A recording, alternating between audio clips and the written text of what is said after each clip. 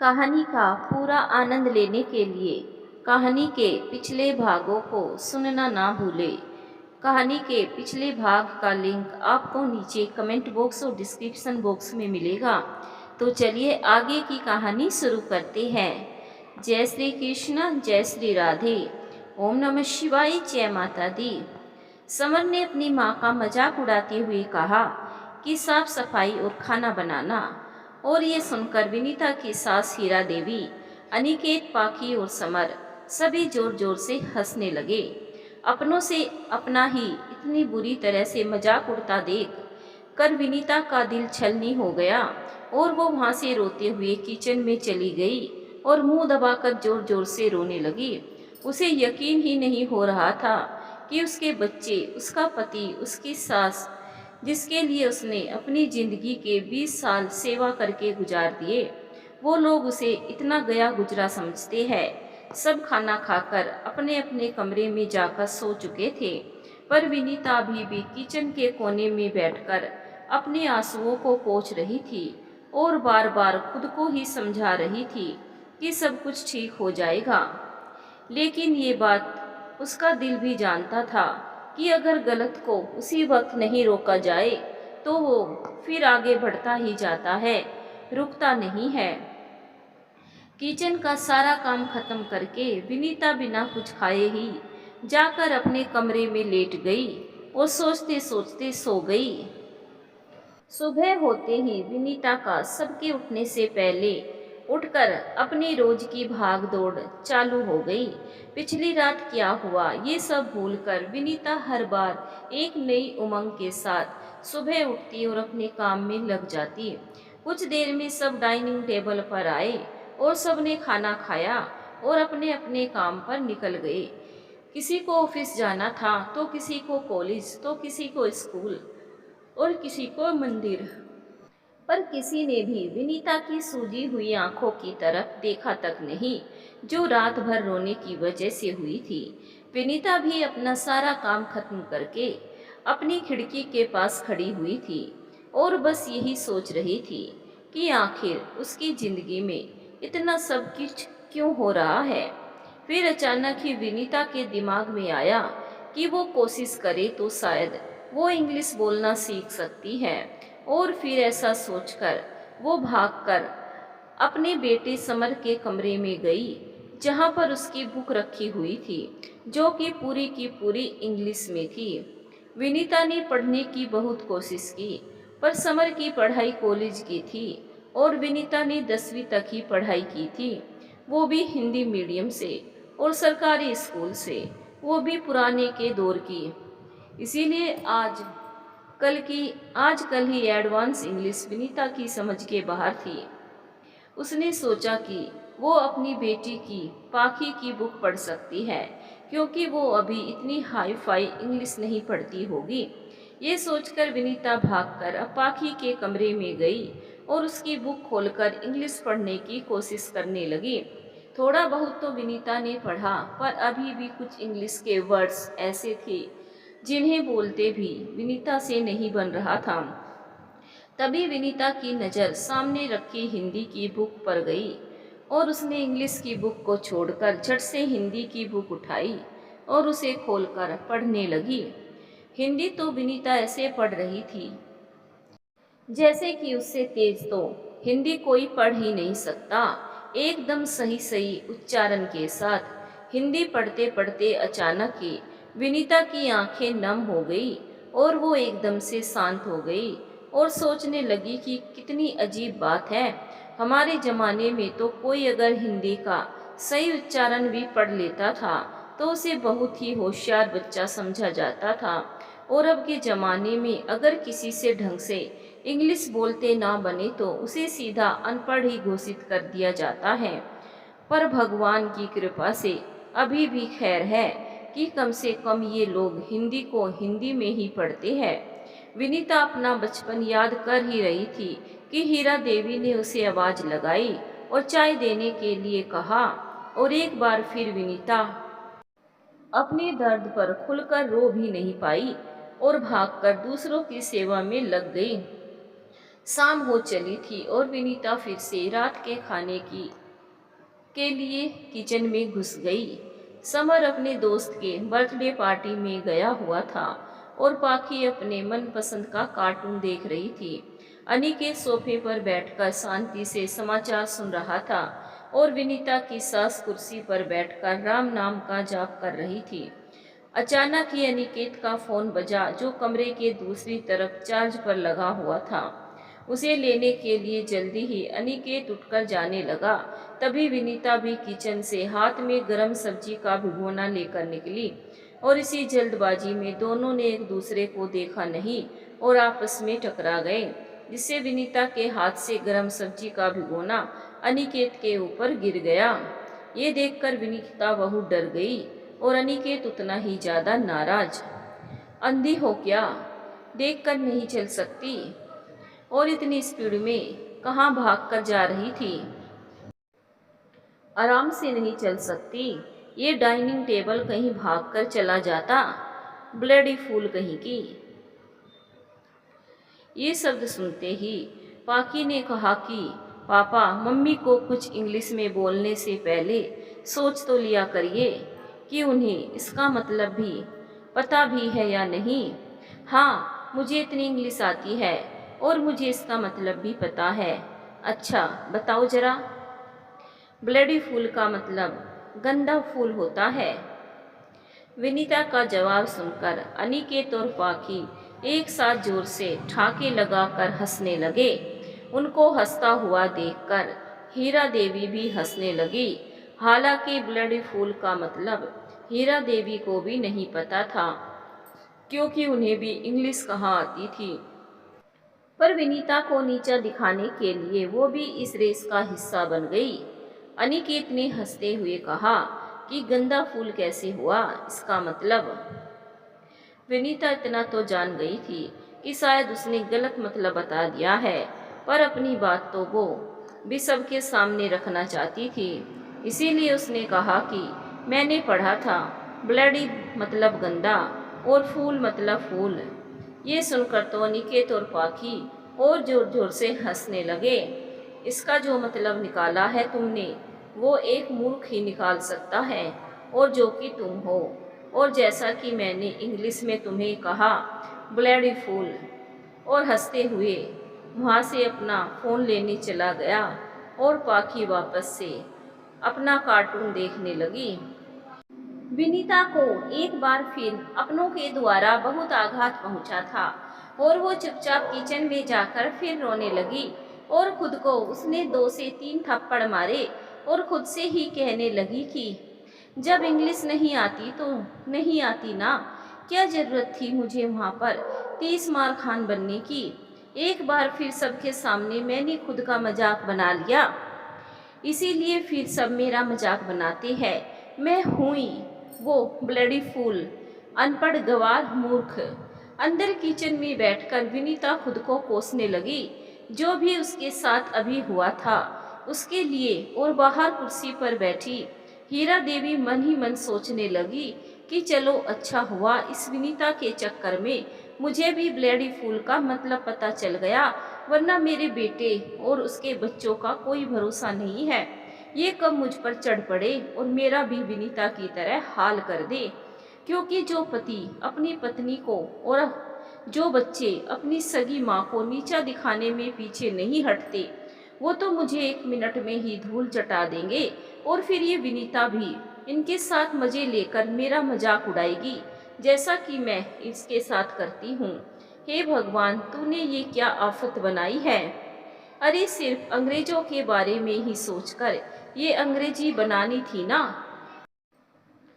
अब हम बूढ़े इंसान क्या करें, जिसे ये भाषा बोलनी तो दूर समझ में भी नहीं आती। विनीता की जिंदगी भी बहुत रफ्तार से भाग रही थी, पर विनीता आज भी 20 साल पहले जैसे ही अपनी जिंदगी में थमी हुई थी।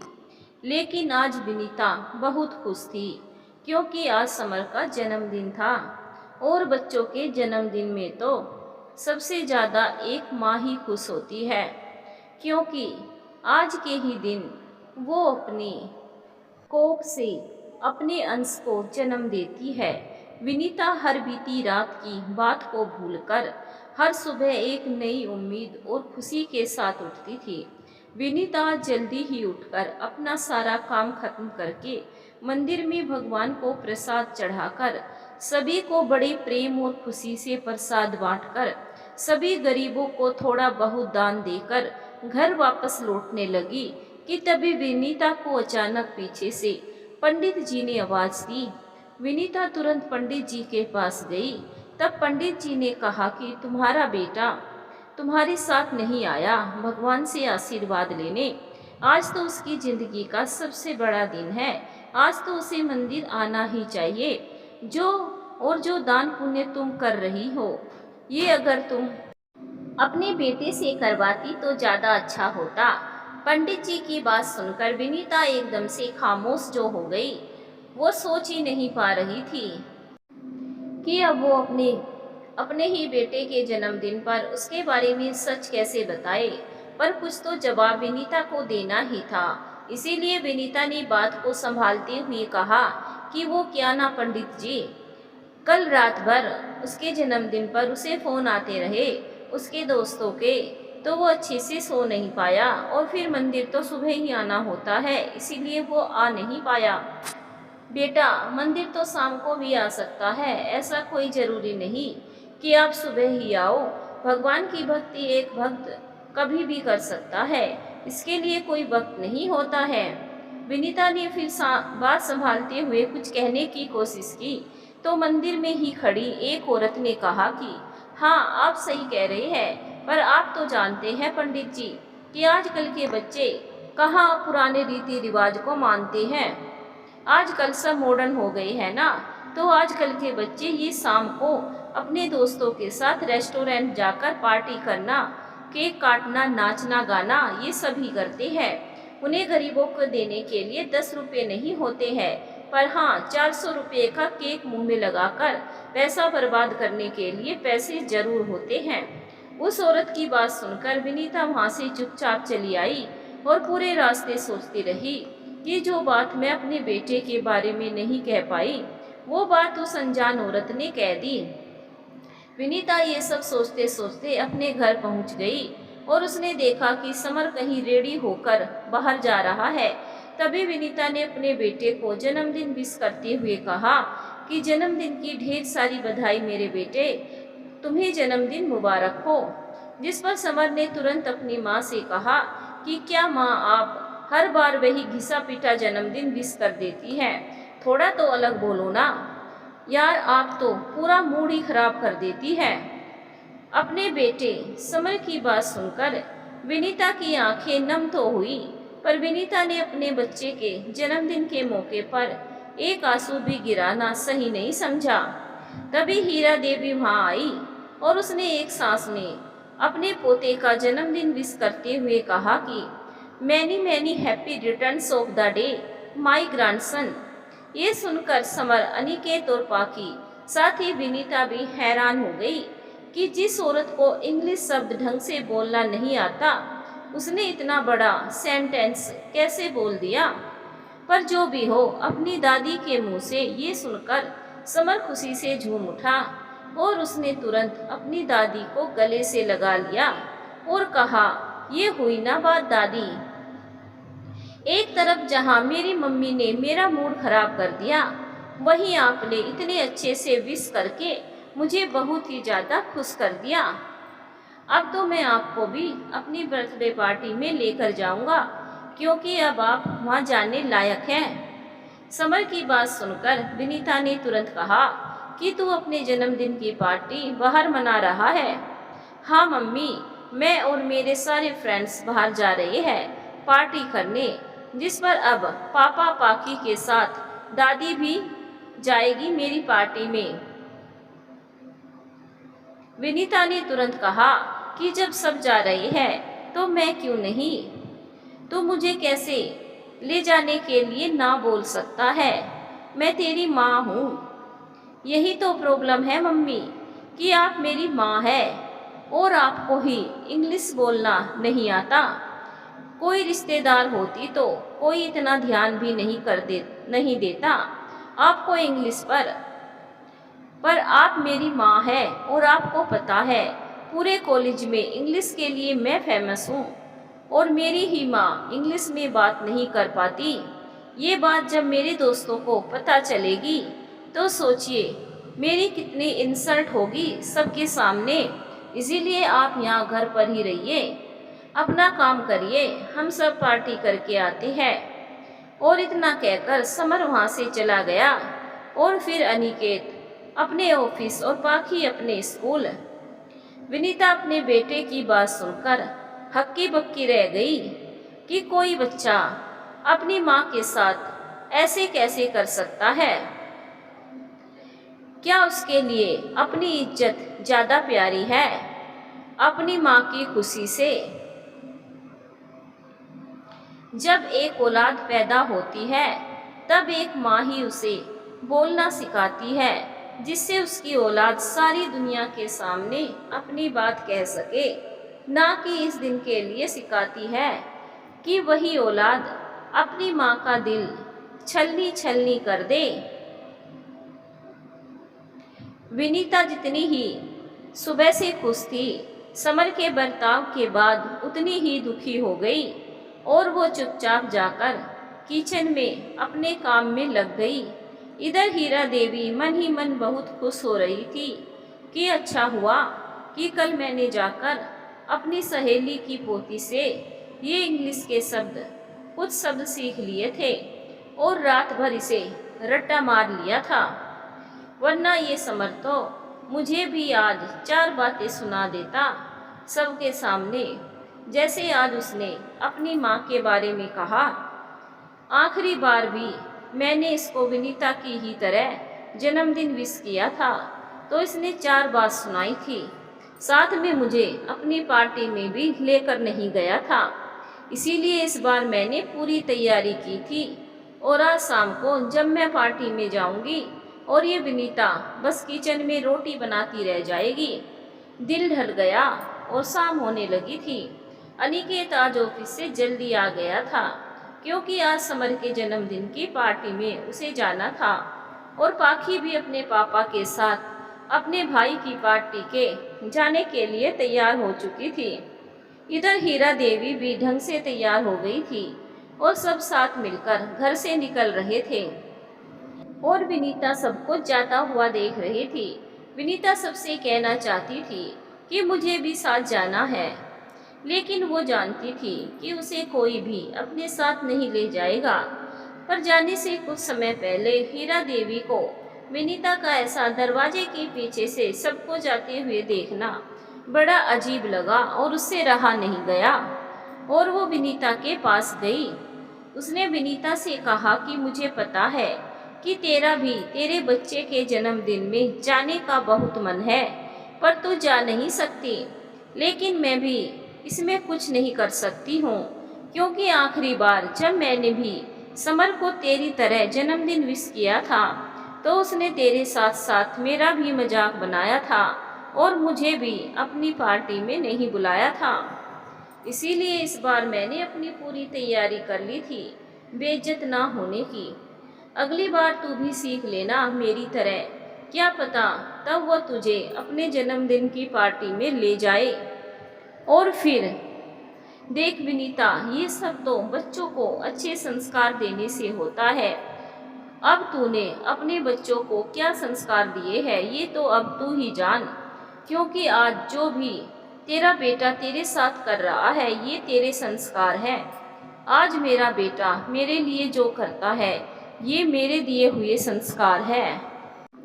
इसीलिए तो मैं कहती हूँ कि ये गृहस्थी तेरे बस की बात नहीं।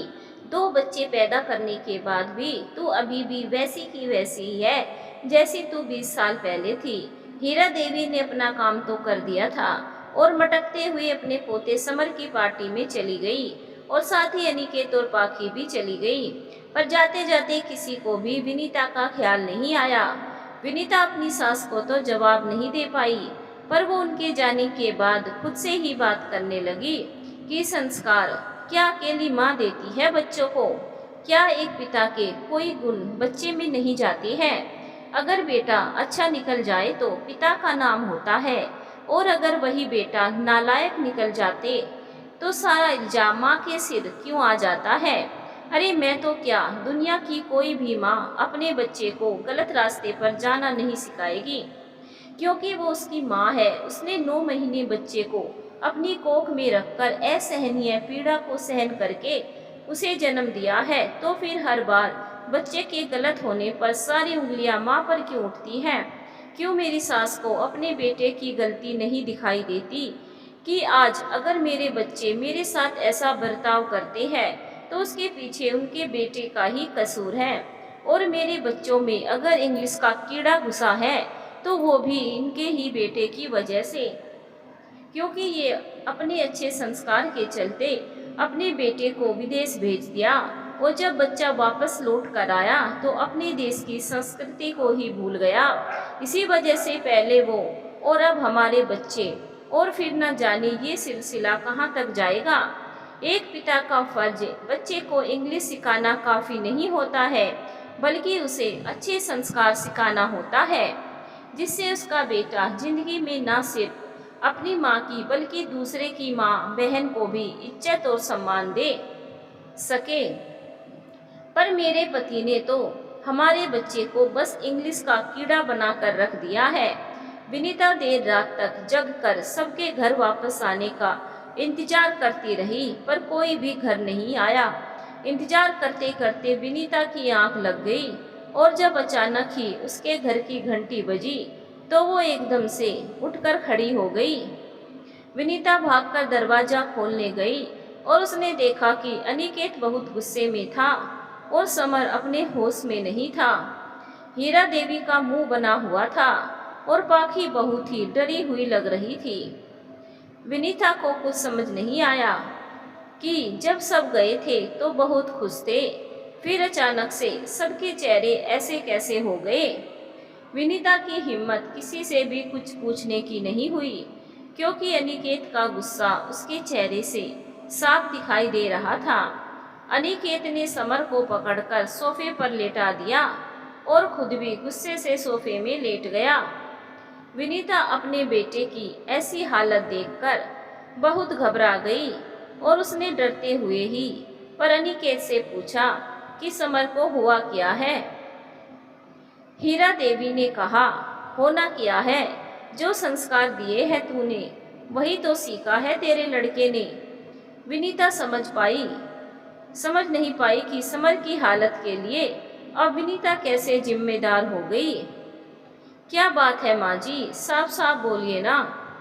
तभी अनिकेत गुस्से से बोल पड़ा कि यार तुम एक पत्नी तो अच्छी नहीं हो, पर कम से कम एक माँ तो अच्छी बन जाती।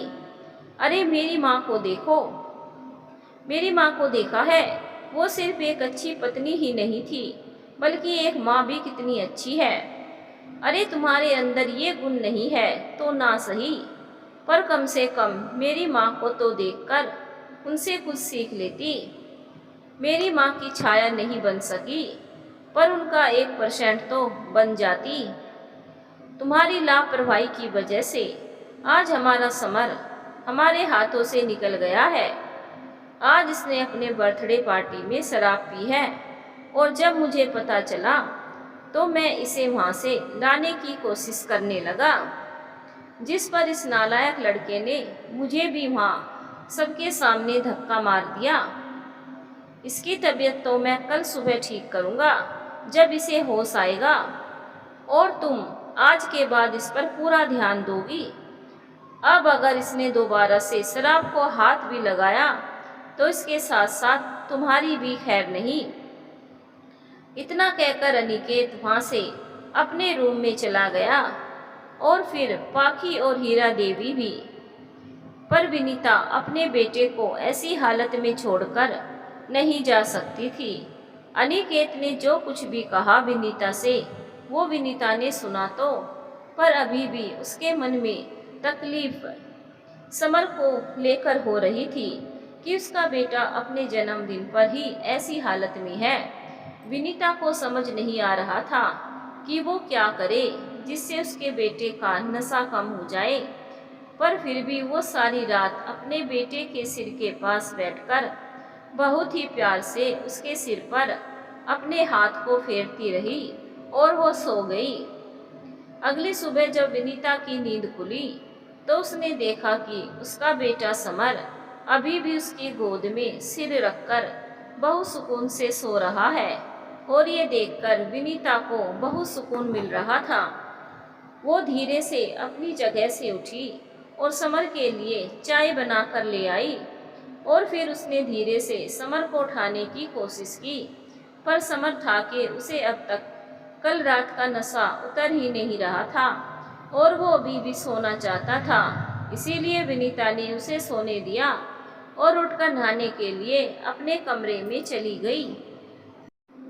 विनीता अपने कमरे से नहा धोकर सबके लिए चाय नाश्ता बनाने के लिए किचन में जा चुकी थी, पर समर का कल रात का नशा अभी तक नहीं उतरा था।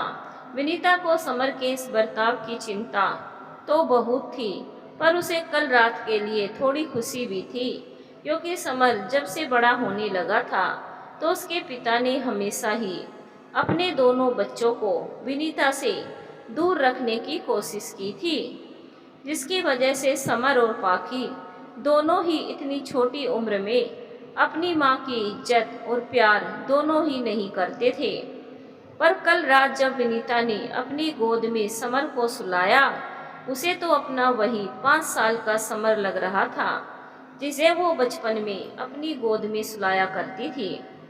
विनीता किचन में अपने बेटे को लेकर हसीन ख्वाब बुन ही रही थी कि बाहर से अचानक ही जोर से किसी को थप्पड़ मारने की आवाज आई। इस आवाज को सुनकर विनीता की पल भर की हंसी घबराहट में बदल गई और भागकर किचन से बाहर आई तो उसने देखा कि अनिकेत समर को बहुत ही गुस्से में जोर जोर से थप्पड़ मार रहा था। विनीता को समझ नहीं आया कि अचानक से इतनी खुशनुमा सुबह कलह की सुबह में कैसे बदल गई। पर अभी उसके लिए अपने बेटे समर का बचाव करना बहुत जरूरी था, इसलिए वो भागकर समर के आगे जाकर खड़ी हो गई और उसने अनिकेत से कहा कि बस करिए, उसे मारना, बच्चा है वो आपका, गलती हो गई है उससे तो क्या अब आप उसकी जान लेंगे। तभी समर ने अपनी माँ का हाथ पकड़ा और खुद से दूर करते हुए कहा कि क्यों कर रही है आप ये सब नाटक, जो कुछ भी हो रहा है वो आपकी ही वजह से हो रहा है, इसमें गलती पापा की नहीं बल्कि आपकी है। विनीता अपने बेटे समर की बात सुनकर भौचक की रह गई कि समर उल्टा उसे ही क्यों सुना रहा है। बेटा तू ये क्या बोल रहा है, आखिर मैंने क्या है? मैं तो कल तेरी बर्थडे पार्टी में भी नहीं गई, फिर मुझसे ऐसा क्या हो गया? आपकी सबसे बड़ी गलती ये है कि आप कम पढ़ी लिखी माँ है और आप सिर्फ कम पढ़ी लिखी पत्नी ही नहीं बल्कि एक कम पढ़ी लिखी बहू भी है। अरे आपने भी पापा की तरह अच्छी एजुकेशन की होती तो आप भी आज पापा की तरह जॉब करती और खूब पैसे कमाती और फिर हमें पापा की मार या गाली नहीं बल्कि आपका प्यार मिलता। पर नहीं, आपने तो बस अपनी जिंदगी इस घर की 4 दीवारी में, और इस घर में एक कमरा है ना छोटा सा 4 कोने का जिसे हम किचन और आप रसोई घर कहती है, उसी में बस 24 घंटे घुसी रहती है। अरे माना कि आपके ज़माने में इतनी इंग्लिश नहीं आती थी, आपको भी पढ़ने का मौका नहीं मिला, पर माँ पढ़ने की कोई उम्र नहीं होती है, ज्ञान किसी भी उम्र में इंसान सीख सकता है। अरे आप स्कूल जाकर नहीं पढ़ सकती थी तो कम से कम घर में इंग्लिश का टीचर लगाकर तो खुद की इंग्लिश इम्प्रूव कर सकती थी, पर नहीं, आपको तो सुबह से उठकर सबके लिए चाय बनाना, फिर उनको सोते से जगाना और फिर पूरे दिन पति पति, सास सास, बेटा बेटा और बेटी बेटी कहकर उनके आगे पीछे घूमना होता है। तो आपको कहाँ फुर्सत थी अपने आप को अपडेट करने की? आपको यहाँ आए 20 साल हो गए और अगर इस 20 सालों में आपने सिर्फ 1 साल भी खुद के लिए निकाले होते तो आज शायद वो ना होता जो कि कल हुआ। और इतना कहने के बाद समर एकदम से चुप हो गया, पर अब विनीता का मन बेचैन हो गया ये जानने के लिए कि आखिर कल हुआ क्या। बोल बेटा, क्या हुआ है कल रात ऐसा जो मुझे छोड़कर सबको पता है। समर ने भी हिचकिचा कर कहा कि कुछ नहीं हुआ है, आप जाने दीजिए।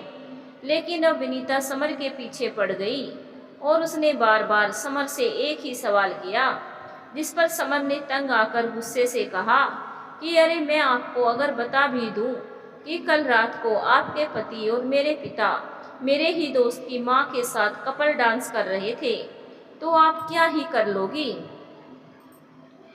कुछ कर पाएगी आप अपने पति का?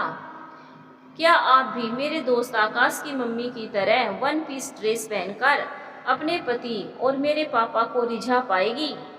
अपने बेटे की बात सुनकर विनीता को एकदम से गुस्सा आ गया और उसने समर को जोर से थप्पड़ मार दिया, जिस पर समर ने कहा कि वाह, यही तो करते हैं मेरे पापा मम्मी से, अपनी गलती मानने की जगह बस जो गलती बता रहा हो उसी को थप्पड़ मार दो।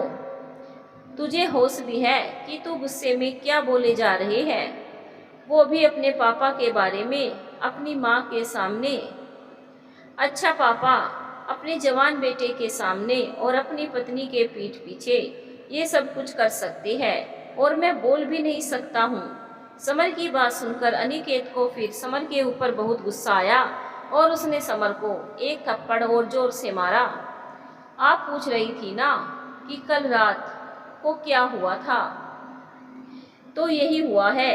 इनकी हरकत जब मैंने इनसे कही तो इन्होंने सबके सामने मुझे एक थप्पड़ मारा, वो भी मेरे बर्थडे पर। तू मुझे साफ साफ बता कि क्या बात है। शराब का नशा अभी भी पूरी तरह से समर के शरीर से उतरा नहीं था, इसीलिए वो बिना किसी डर के सब कुछ सच सच बोल रहा था। उसने कहा कि कल मेरी बर्थडे पार्टी पर मेरे दोस्त और उनके पेरेंट्स को भी मैंने इनवाइट किया था, और जैसा कि आपको पता है कि सब बहुत ही एजुकेटेड और मॉडर्न हैं, तो सभी अपने अपने स्टेटस के अनुसार कपड़े पहन कर आए थे। कुछ देर में पापा, दादी और पाखी भी पार्टी में पहुंच गए। केक काटने के बाद सब नाचने गाने लगे। मैं भी अपने दोस्तों के साथ डांस कर रहा था। फिर बच्चों के साथ सभी के पेरेंट्स भी डांस करने लगे। तभी पाखी के कहने पर पापा भी डांस करने लगे और वो नाचते नाचते आकाश की माँ के साथ डांस करने लगे। जब तक ये दोनों डांस अपने लिमिट में कर रहे थे तब तक किसी का भी ध्यान इनकी तरफ नहीं गया, पर जैसे ही ये दोनों एक दूसरे के साथ अपनी लिमिट क्रॉस करने लगे तभी आकाश ने मुझसे आकर कहा कि मैं अपने पापा को उनकी मोम से दूर होने के लिए कहूँ। पापा को ऐसे डांस करता देख मुझे भी अच्छा नहीं लग रहा था। ऊपर से आकाश भी मुझ पर गुस्सा कर रहा था। मुझे लगा कि कहीं बात बिगड़ न जाए, इसीलिए जब मैं पापा के पास गया तो मैंने उन्हें समझाने की और रोकने की बहुत कोशिश की, पर पापा ने मेरी बात का कोई जवाब नहीं दिया और मुझे धक्का मार के साइड कर दिया। उसके बाद मैं चुपचाप जाकर किनारे पर बैठ गया। तभी मेरे सारे दोस्तों मेरे पास आकर बैठ गए। मेरे पापा और आकाश की माँ का जमकर मजाक उड़ाने लगे कि देख, आकाश की माँ इस उम्र में भी कितनी स्मार्ट और सेक्सी है, तभी तो तेरे पापा जैसे लपक रहे हैं उनको देखकर। तभी दूसरे दोस्त ने कहा कि इसकी मम्मी तो गवार है पूरी की पूरी, जब देखो बस नमस्ते बेटा, कैसे हो बेटा, ये खाने के लिए बना दूँ, अपना ध्यान रखना, तबीयत तो ठीक है, बस यही कहती रहती है। जबकि हम इंग्लिश में हाय हेलो करते हैं तो वो हाथ जोड़कर खड़ी हो जाती है। अब ऐसी गवार पत्नी जिसकी हो वो तो बाहर के इंग्लिश ग्रामर पढ़ेगा ही। दोस्तों की बात सुनकर मेरा बहुत मूड खराब हो रहा था और ऐसे पापा को डांस करते हुए देखकर मैंने पास रखी शराब की गिलास उठाई और पी गया, और थोड़ी ही देर में मुझे शराब का नशा चढ़ गया। और फिर विनीता ने घबरा कर कहा, और फिर क्या समर? और फिर मैंने पापा को आकाश की माँ से दूर करते हुए उन्हें धक्का दे दिया और उन पर चिल्ला पड़ा कि आपको शर्म नहीं आती है, जवान बेटे के बाप होने के बाद ये आशिकी करते हुए। तभी पापा ने मुझे एक जोर का थप्पड़ मारा और वहाँ से सीधा मुझे घर ले आए और अभी भी मुझे मार ही रहे हैं, जबकि गलती इनकी है और गलत ये है मैं नहीं। पर इससे आपको क्या फ़र्क पड़ता है मम्मी? आप तो पापा की ही साइड लोगी, क्योंकि पापा की कमाई जो खाती है आप, इसीलिए आपके अंदर सही को सही और गलत को गलत बोलने की हिम्मत नहीं है। विनीता की आंखों से आंसू बह रहे थे और उसे अपने बेटे को थप्पड़ मारने का दुख भी हो रहा था और अपने बेटे के मुंह से निकलता हर एक शब्द उसके दिल को छलनी कर रहा था।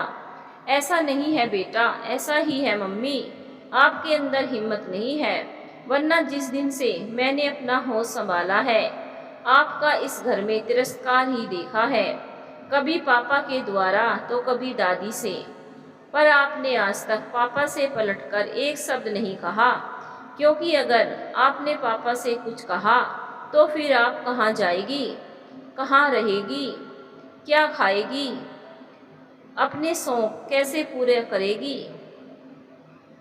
क्योंकि आप तो कम पढ़ी लिखी है, इतनी पढ़ाई में तो आपको कोई जॉब भी नहीं देगा। तू ऐसा क्यों बोल रहा है समर? मैं तुझे बहुत प्यार करती हूँ बेटा, और प्यार करने का कमाई से क्या लेना देना? क्यों, जो औरतें नौकरी करती है वही बस क्या अपने बच्चों से प्यार करती है? जो औरतें घर पर रहकर अपने बच्चों का ध्यान रखती हैं, उनकी हर ज़रूरत को पूरा करती है, वो क्या अपने बच्चों से प्यार नहीं करती है? बेटा, माँ चाहे घर पर काम करती हो या बाहर, वो होती तो एक माँ ही है ना, और हर माँ अपने बच्चों से बहुत प्यार करती है, शायद इतना जितना कि उसकी औलाद सोच भी नहीं सकती। प्यार से शौक और ज़रूरत पूरे नहीं होते हैं मम्मी, उसके लिए पैसा चाहिए होता है, जो बाहर काम करने वाली ही माँ कमाती है, और वही होता है असली प्यार। क्योंकि प्यार से किसी भी इंसान का गुजारा नहीं हो सकता है। अगर एक बच्चा अपनी माँ से प्यार करता है तो वो ये बात बहुत अच्छे से जानता है कि अगर उसे कोई चीज़ चाहिए होगी तो उसकी माँ ही उसे दिला सकती है, या तो वो अपने पति को डांटकर अपने बेटे की ख्वाहिश पूरी करेगी या फिर खुद कमाकर।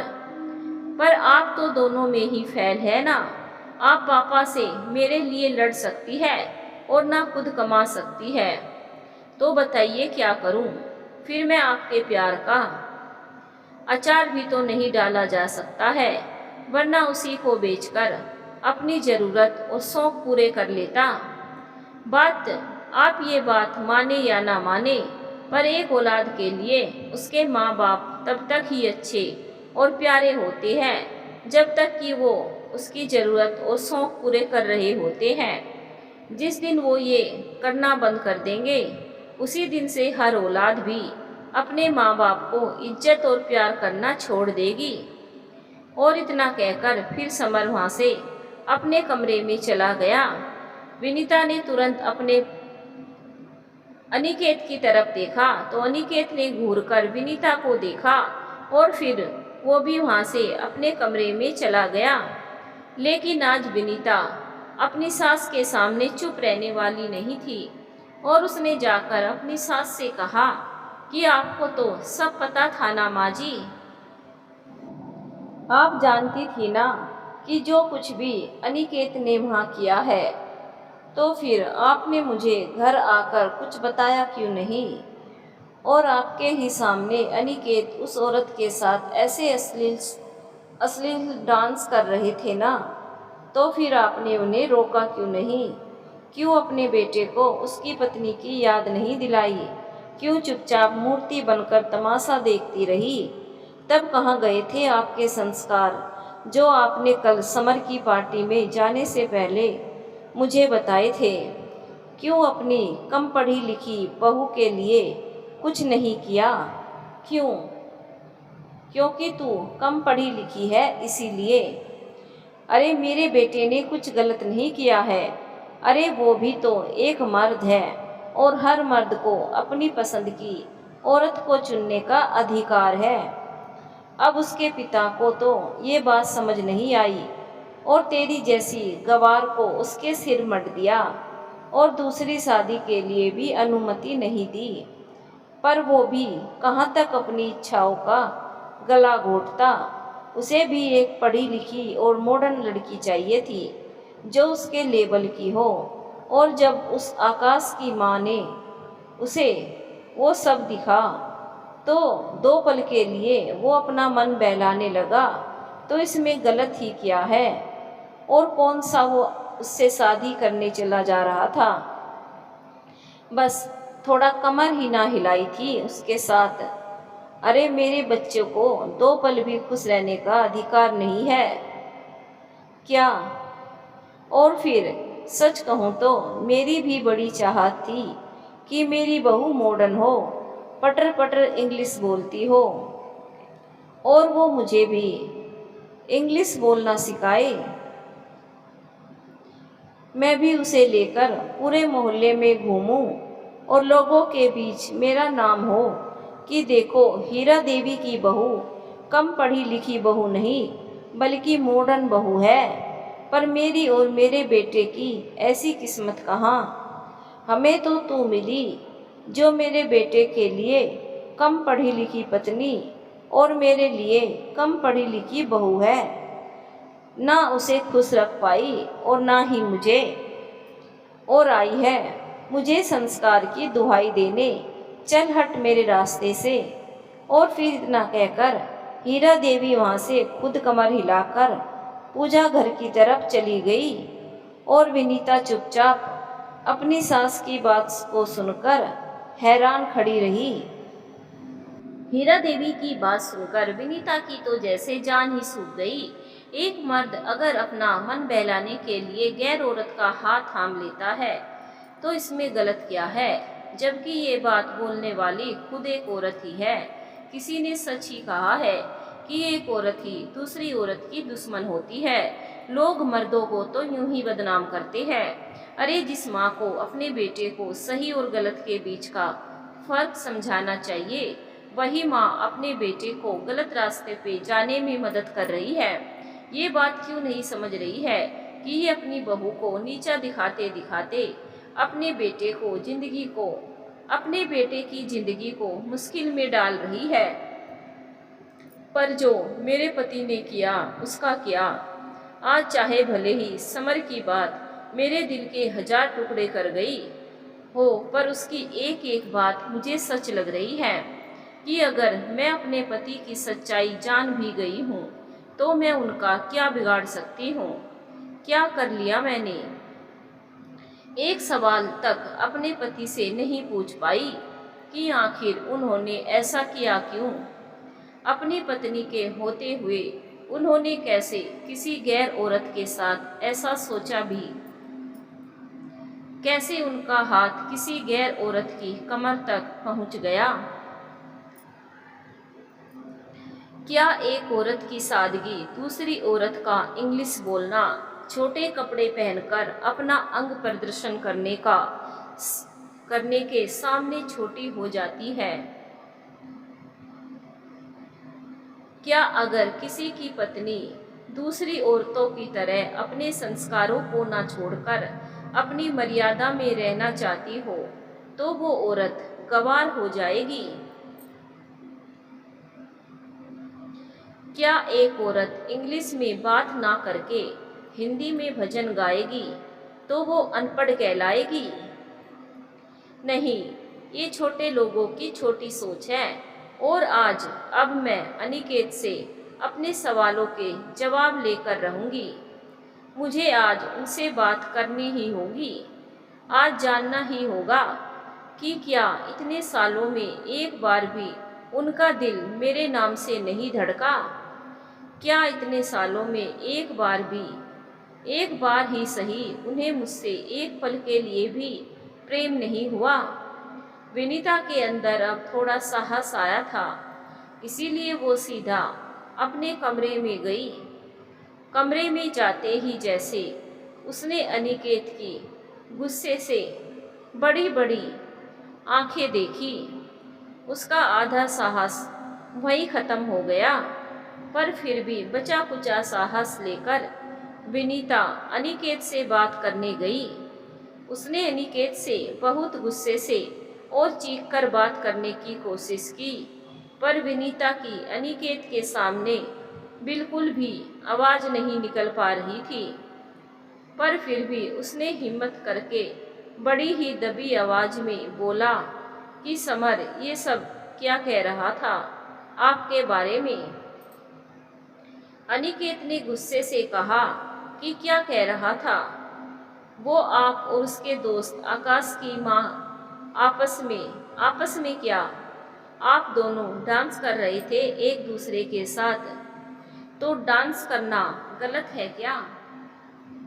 एक मर्द और एक औरत एक दूसरे के साथ डांस नहीं कर सकते हैं? या फिर अब मैं किसी भी औरत के साथ डांस करने से पहले तुमसे इजाज़त मांगूं? विनीता अनिकेत का जवाब सुनकर बहुत ही ज़्यादा घबरा रही थी। फिर भी उसने हिम्मत करके आज अपनी बात को अनिकेत के सामने रखने का फैसला किया था। इसीलिए उसने अनिकेत का जवाब सुनने के बाद भी कहा कि वैसा डांस नहीं, बल्कि वैसा जैसा समर ने बताया कि आप डांस करते करते अपनी सीमा को लांघ गए थे। विनीता की बात सुनकर अनिकेत विनीता के पास बहुत गुस्से से आया और उसने विनीता से कहा कि तुमने देखा मुझे ऐसा डांस करते हुए?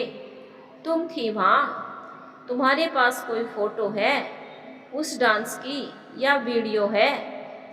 तुम्हारे पास कोई प्रूफ है कि मैंने ऐसा कुछ किया है? समर तो कह रहा था कि तभी बहुत जोर से अनिकेत ने विनीता के ऊपर चीखते हुए कहा कि अरे समर ये कह रहा था, समर वो कह रहा था, तो एक काम करो, समर से ही जाकर बात कर लो ना, मेरे पास क्यों आई हो? और तुम शायद भूल रही हो कि ये घर मेरा है और इस घर को मैं चलाता हूँ, तुम नहीं। तो अपना मुंह सिर्फ खाने के लिए ही खोलो, जुबान लड़ाने के लिए नहीं। और फिर इतना कहकर अनिकेत कमरे से बाहर चला गया और विनीता अनिकेत की बात सुनकर फिर से एक बार चुप हो गई।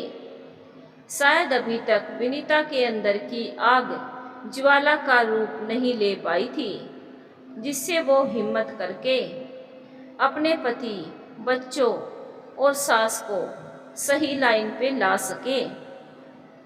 कुछ दिनों बाद इशिता शाम को अपने ऑफिस से थककर घर आई हुई थी और वो अपने बेड पर लेटकर आराम कर रही थी कि तभी अचानक से उसके घर की डोरबेल बजती है।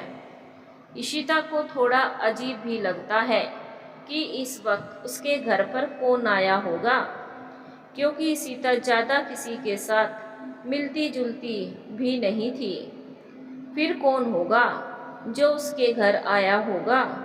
इशिता ये सब कुछ सोच ही रही थी कि तभी दोबारा से उसके घर की डोरबेल बजी और इसके बाद लगातार उसके घर की डोरबेल बजने लगी, जिसे सुनकर अब इशिता भी थोड़ा घबरा गई कि आखिर है कौन जो लगातार मेरे घर की डोरबेल को बजाए जा रहा है। इशिता अपने घर के दरवाजे तक पहुंच चुकी थी, पर अभी भी उसके घर की डोरबेल बजी जा रही थी और साथ ही इशिता की घबराहट भी बढ़ रही थी। इशिता ने दरवाज़ा खोला तो उसकी घबराकर चीख निकल पड़ी। आखिर कौन है दरवाजे पर, जिसे देखकर इशिता घबरा गई? आगे विनीता के साथ क्या होगा? क्या विनीता इंग्लिश सीख पाएगी? आगे की कहानी सुनने के लिए चैनल को सब्सक्राइब जरूर करें, वीडियो को लाइक भी जरूर करें और वीडियो को शेयर भी जरूर करें। कहानी आपको कैसी लगी हमें कमेंट करके भी ज़रूर बताएं। धन्यवाद दोस्तों।